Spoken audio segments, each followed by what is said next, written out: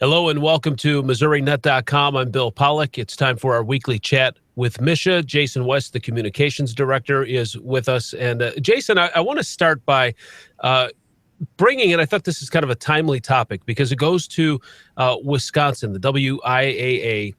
It's their version of MSHSAA. There was a whole email controversy and kids getting suspended because of the way they responded on Twitter, and there's petitions being signed, and it all has to do with certain chants that aren't allowed at basketball games. And to kind of start, I mean, Jason, out of all of the high school sports, and I was just thinking about this a few minutes ago, out of all of the sports, I mean, basketball is really the most intimate in terms of where you have a large volume of fans, where chants and really yelling and screaming come into play. I know you have volleyball. Maybe the numbers aren't as big, but there's a lot of stoppage in that play. You look at baseball, you're up close to the action there, but again, it's one of those situations where there's not a lot of yelling and screaming. Basketball is really the one sport where fans can get into it and where the players can hear. Is there a different set of standards with cheering that comes with high school basketball as opposed to other sports? Yes or no. And especially in Wisconsin, one other sport that they have that draws a large student fan base apparently is hockey. Mm-hmm. And so that's where some of these the chants that kind of garnered some of the attention were also coming, not just basketball, but also in hockey. And so the underlying theme in sportsmanship that we like to put out there for our membership is if you give respect, then you're going to get respect. And so by respecting your opponent, they will in turn respect you, and a lot of these issues may not come up as much. I heard when covering, for example, the high school basketball championships, I never heard any personal attacks, but I heard things like, chanting scoreboard, or you can't do that, those type of things. I didn't hear a lot of personal attacks. And that seems to be what stemmed from Wisconsin. Now their take was that it was just a reminder of rules that were in place. But I don't know if people are taking it that they can't say these chants anymore. And what's MSHSAA's line on particular chants and whether or not you should or shouldn't do that? Well, and I think that's one of the things that is a little bit amiss in the story. Todd Clark is the communications director at the WIAA and is a good friend of mine. And we were just in a meeting together last week and talking about sportsmanship initiatives. And he had made mention of an email that he had sent out to their membership, talking about some phrases and things that are popping up. And no one in the room really, I was like, oh, okay, you send an email out to your membership, and then we all get back to our offices, and this is kind of blown up over the last few days. But that's one of the things that the real message of that email was asking the athletic directors at their local events to please kind of keep an eye on things and making sure things don't get out of hand at the local level. So when they do get to a state championship and they're on regional TV or sometimes national TV, that things don't get way out of hand. And we have a situation like just the other night with, I believe it's Iona and Monmouth, who played a terrific basketball game, but at the end of the game, there was an altercation in the handshake line. And so now everyone remembers that part of the game instead of how great the game was and some of those individual performances.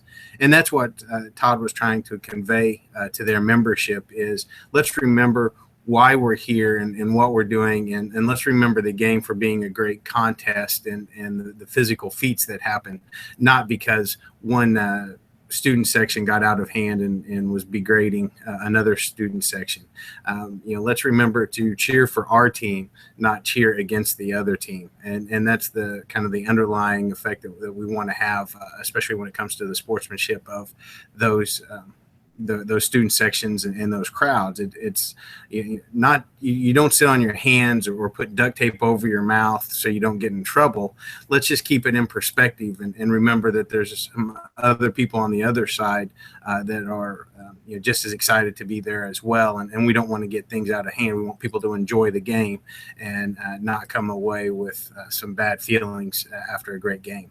Well, here's my thoughts on it. When I first heard it again, and this is why I wait to comment. And this story is a good week old, but this is why I wait to comment, because the first knee-jerk reaction when you read the story from the national level, ESPN, Sports Illustrated, is to make that knee-jerk reaction and say, this is ridiculous. Why can't you chant? Why can't you cheer at a basketball game? When you step back and you hear the other side of the story coming from Clark in Wisconsin, it sounds like it is nothing more than just a reminder to administrators to, hey, keep an eye on it. We've got holiday tournaments going on, a lot of basketball. I've gone to high school basketball games. I've cheered. I've been called a punk for cheering myself. When I was in high school, I've called high school basketball games.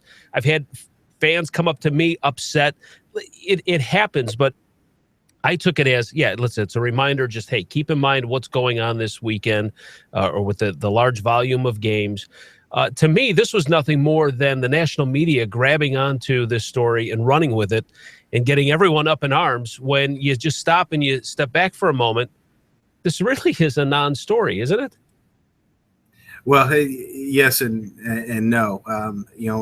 There's certain things that happen at games, and I think especially in Wisconsin, they were having issues not just at basketball, but like I said, at other venues such as hockey and yelling "Civ" and "Hey, there's a net there" and those type things. And